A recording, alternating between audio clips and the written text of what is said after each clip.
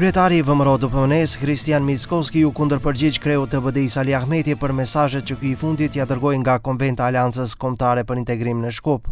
Така дуи си го крева рейтингот, а тезите им се стари и излитени.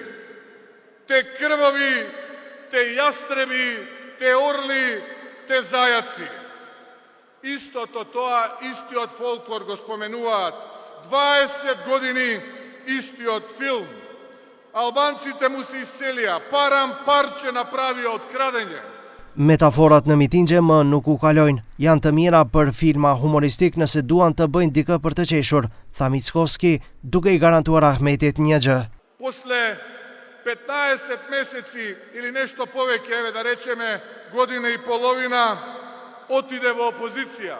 А после овие избори одиш во политичка пензија, јас ти гарантирам. I pyetur për këto deklarata, nënkryetari i BDI-s Bujar Osmani tha se nuk e kanë befasuar fare dhe mendon se Mickoski do të vazhdojë me këtë fjalor. Për shkak se Mickoski në natyrë është albanofob. Ai u rren shqiptarët. Ju e shihni në të folurit e tij, në sjelljen e tij. Ai në ekipin e tij nuk ka asnjë shqiptar në kabinet. Ai kur udhton jashtë shtetit nuk merr asnjë shqiptar. Ai e anulon balansusin për shkak se nuk do t'i sheh shqiptarët në institucione. Ai e anulon gjuhën shqipe për shkak se i pengon gjuha shqipe. Unë besoj që ai edhe i shkyen letrat nëse ka gjuhë shqipe. Përplasja në distancë nga tribunat mes Ahmetit dhe Mickoskit nisi pasi nga Konventa AKI-s të dielën në Shkup, kreu i BDI-s Ali Ahmeti i çoi porosi Mickoskit duke i thënë se me Zagar dilet në gjuhëti për Lepuj, por jo për Shqiponja.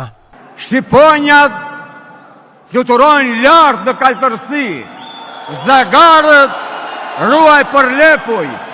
Vleni e kritikoi këtë deklarat duke interpretuar se Ahmeti i quajti shqiptarët Zagar, por sekretari gjenerali i BDI-s e sqaroi duke thënë se ashtu i ka quajtur ata që janë përkulur VMRO-DPMNE-s dhe jo shqiptarët, dhe se shqiptarëve në këtë rast u është referuar si Shqiponja.